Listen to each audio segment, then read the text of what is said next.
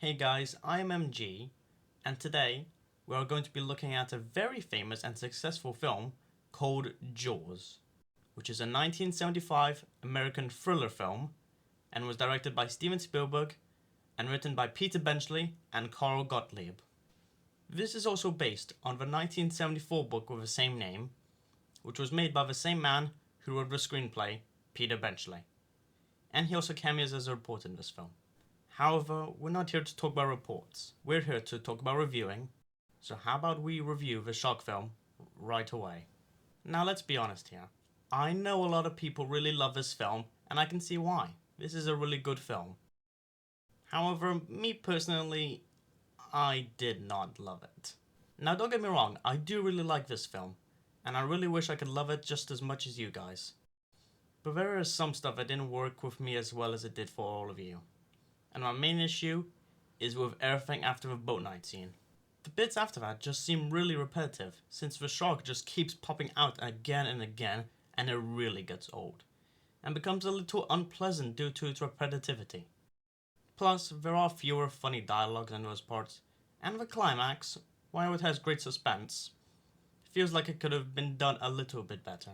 But those bits aren't bad, it's just kind of whatever. Another issue is that this film is a little too long, like it's literally 2 hours, and it kind of drags the film and makes the pacing somewhat slow, and the film becomes a little boring from time to time due to its runtime and repetitive structure in the second half of the film. But this film is still boatloads of fun, mostly thanks to the characters and their performances. Sheriff Brody is a really endearing protagonist, and I like how the shark has affected him and his family.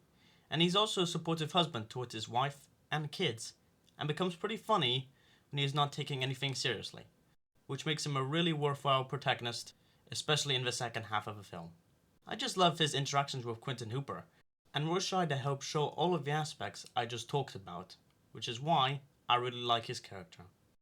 Quint is a really entertaining captain, and I love the energy Robert Shaw gives to his character in order to make him really fun to watch. And I also like Quint's backstory.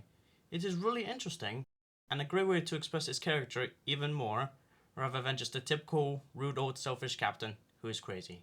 So yeah, the writing for our character is top notch.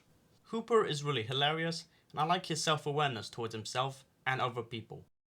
And I'm glad that it exists, because it shares some humor in the film, which it didn't need, but it made it all the better. Plus, Richard Dreyfuss is perfect as a comic relief character, and he does all of his line deliveries in such an intriguing way that it makes Hooper my favorite character of the film.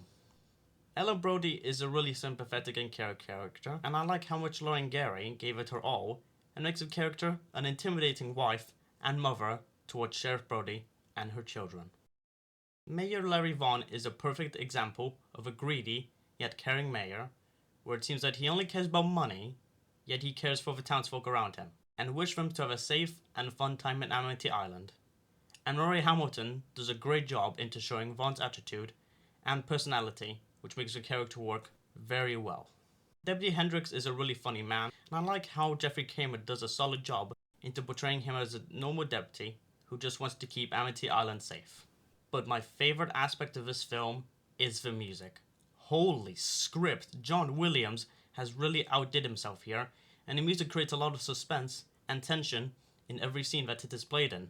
Amity Island is a really interesting setting, and I like how it is also considered a character and treated like one as well. The death scenes are really terrifying and make the shark seem like a huge social threat towards the people in Amity Island. Lastly, the special effects look great and don't look dated at all. So yep, that's impressive. Overall, despite this film being a little boring, repetitive, and slow, this once again proves how Spielberg can make good movies and let the audience heavily enjoy it. 7.9 out of 10. Goodbye everyone, and thank you for watching. Bye.